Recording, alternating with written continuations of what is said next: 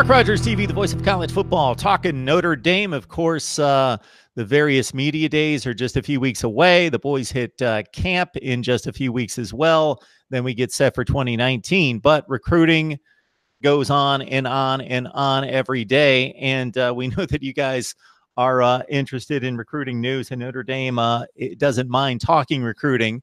Anybody who follows Notre Dame, because the 2020 class is looking rather good right now.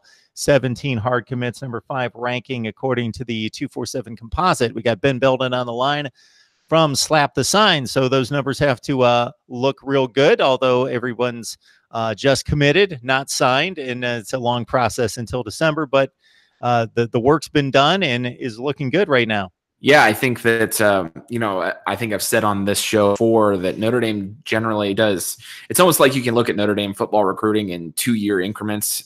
So if you kind of break down this 2020 class of commits, you can sort of see that Notre Dame has put a lot of emphasis on, the skill players. I mean, they've got their quarterback, they've got a running back that they're really high on, and they've got a bunch of receivers. And, just to name a couple, I guess that, I'm real high on the receiver, Jordan Johnson. He's a 5-star out of St. Louis, Missouri. He's a guy that, I don't know, Notre Dame doesn't tend to get 5-star guys real often. And when you get one, it's obviously something to be excited about.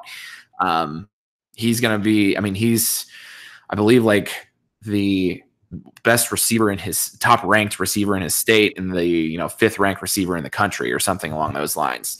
And he's a bigger guy, 6'2", 180, as it says here. So a guy that I'm really high on. And then they got their guy at running back too. An underrated thing about Notre Dame recruiting is that, the former Notre Dame running back coach, Autry Denson, who was, a legend at Notre Dame, left to take a head coaching job in Division II.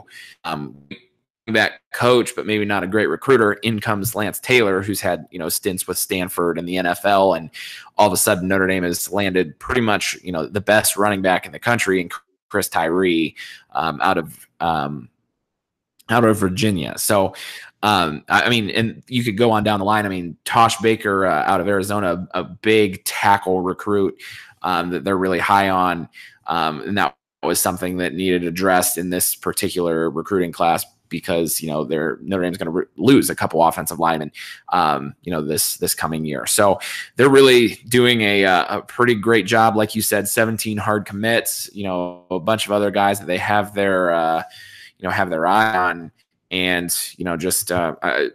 as far as Notre Dame football recruiting goes, it's about as good as it's been in since I have really started covering Notre Dame football more religiously and thoroughly, I suppose. Yeah, I'm looking at 8 players who are ranked in the top 10 at their position nationally. And you mentioned the running back and Jordan Johnson, who's the top-rated player in his state. Tyree, the top-rated player in his state at Virginia. And as you mentioned, the number 1 back in the country, all-purpose back.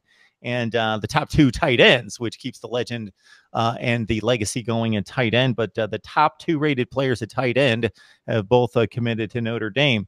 So do you have any theories about what has been generally very solid, good recruiting by Brian Kelly in the top 15 to 20 in the country, but has been raised? I think, I don't know. I just think that to a certain degree, winning has obviously impacted it and improved the recruiting a little bit. And the more, it's just been more consistent.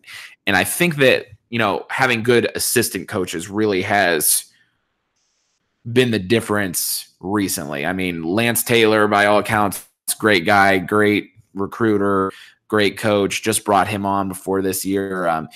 Mike Elston, Brian Polian, those guys, all of these guys that are great assistant coaches. Brian Polian's the recruiting coordinator. That's kind of that's his thing. That's what he's known for. He's also the special teams coach.